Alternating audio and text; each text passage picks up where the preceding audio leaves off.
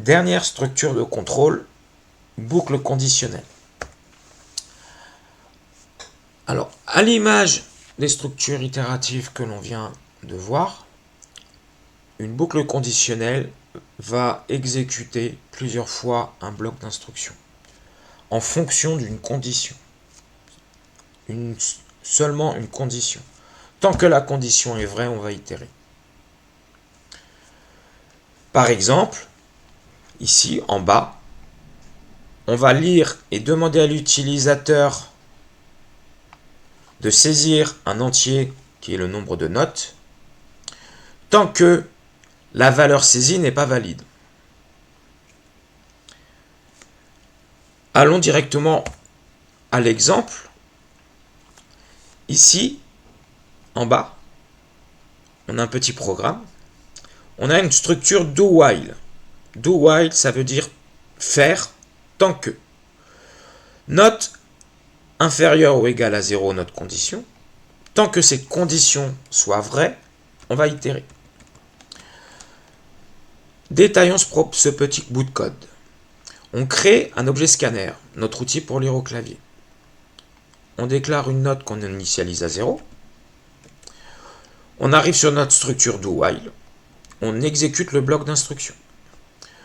On affiche donc la chaîne de caractères saisit une note à 0. Puis, instruction suivante, on lit un entier au clavier que l'on stocke dans notre variable note. Une fois exécuté le bloc d'instruction, on teste notre condition. Est-ce que note est inférieure ou égale à 0? Est-ce que ma condition est vraie? Si ma condition est vraie, j'exécute une nouvelle fois le bloc d'instruction. Si ma condition est fausse, je continue le programme après la structure et j'affiche « Vous avez saisi 0 ».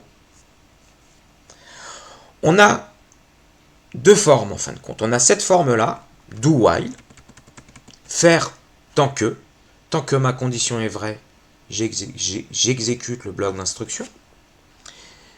Ce que vous voyez, la syntaxe en haut à gauche. Et on a la structure while, qui est tant que, simple. Et elle, on va exécuter le bloc d'instruction tant que la condition est vraie. Alors, la différence, c'est simplement qu'avec la structure do while, on va exécuter au moins une fois le bloc d'instruction. Avec la structure simple while, on peut très bien ne jamais exécuter le bloc d'instruction si la condition est fausse quand on arrive sur la structure.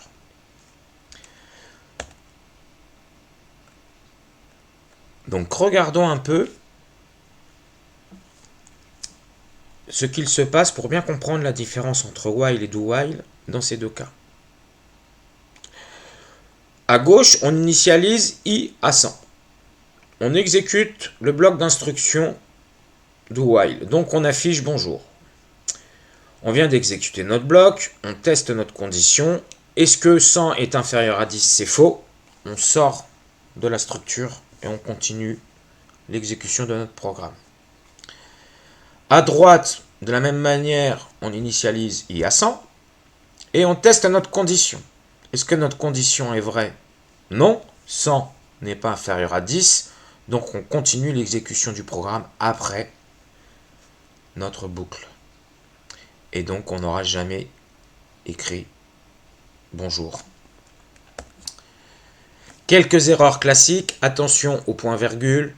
Dans la structure while, après la condition, pas de point virgule. Dans la structure do while, attention, là il y a un point virgule après la condition. C'est de la syntaxe, il faut juste s'en rappeler, c'est tout. Alors regardons un programme complet que l'on vient de voir. Scanner, on crée notre objet pour lire à partir du clavier. On déclare une variable note, on initialise à 0. On déclare un booléen, saisie invalide, on initialise à faux. Do while. On a notre bloc d'instruction, on l'exécute. On affiche la chaîne de caractères, saisir une note supérieure à 0.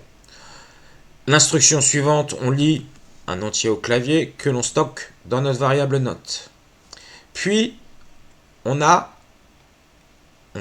évalue saisie invalide. Note est-il inférieur ou égal à 0? Donc, si note est inférieure ou égale à 0, notre saisie invalide est vraie. Si saisie invalide est vraie, on affiche vous devez saisir une note supérieure à 0. Et la condition du while est vraie, donc on exécute une nouvelle fois le bloc d'instruction. On raffiche la chaîne de caractères, saisir une note supérieure à 0. On lit un entier à partir du clavier que l'on stocke dans note. On imagine que là, cette fois-ci, note n'est pas inférieure ou égale à 0, mais supérieure. Donc, saisie invalide est faux. Donc, on n'exécute pas le bloc d'instruction de la structure alternative. Et saisie invalide est faux, on sort de la boucle et on affiche vous avez saisi 2. Donc, n'hésitez pas, en bas, vous avez ici des exemples d'exécution. C'est ce qu'il y a en console. Quand on a saisi dans un premier temps -1, on a saisi dans un deuxième temps 0, puis on a saisi dans un troisième temps 1. Encore une fois, exécutez le programme comme on vient de le faire, pas à pas, pour bien comprendre toutes les étapes et le fonctionnement des structures de contrôle.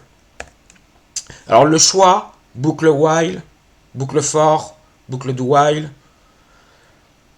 on utilise la structure itérative for quand on connaît le nombre d'itérations de la boucle avant d'arriver à la structure for. Quand j'arrive à ma structure for, là, à l'exécution de sa structure, si je connais le nombre d'itérations, j'utilise la structure itérative for. Si je ne connais pas le nombre d'itérations, c'est une boucle conditionnelle. Si les instructions doivent être exécutées au moins une fois, c'est la boucle do while, puisque la condition est testée après l'exécution du bloc.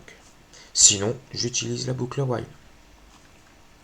Important, gardez bien ça en tête, cette méthodologie, ça permet de simplifier, en tout cas avant que ça devienne naturel, simplifier l'identification de quelle structure on utilise. Comment trouver la condition? Par exemple, on veut forcer l'utilisateur à entrer une note supérieure à 0 et inférieure ou égale à 10. On va demander à l'utilisateur de saisir un entier tant que le nombre saisi n'est pas correct. Tant que le nombre est soit inférieur à 0 ou supérieur ou égal à 10, c'est bien notre condition. D'accord? Donc faites bien attention à ça.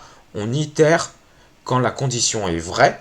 Donc là, on doit itérer, demander à l'utilisateur de saisir l'entier quand l'entier saisi est invalide.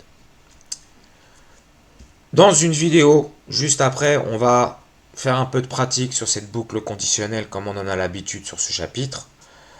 Puis, on va faire quelques exercices aussi. Et après, on passera à une étude de cas, le nombre mystère. En fin de compte, l'ordinateur va générer un nombre aléatoire entier entre 1 et 100 et l'utilisateur, en 6 tentatives, doit deviner l'entier.